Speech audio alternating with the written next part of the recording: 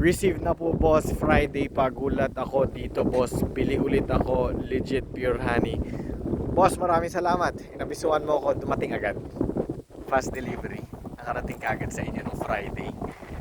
Boss, kakabasa ko lang itong comment ninyo. Maraming salamat. Thank you for taking the time. Nag-effort kayo na mag-comment and letting me know about this. Next time na order kayo boss, message mo ako ha.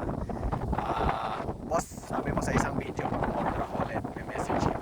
Para maalala kita, nadagdagan ko yung free organic lemons. So kung makukuha kang free organic lemons, tulad pa rin nung dati, tulad pa rin. Yung mga libreng organic lemons pa lang, mas mag-receive.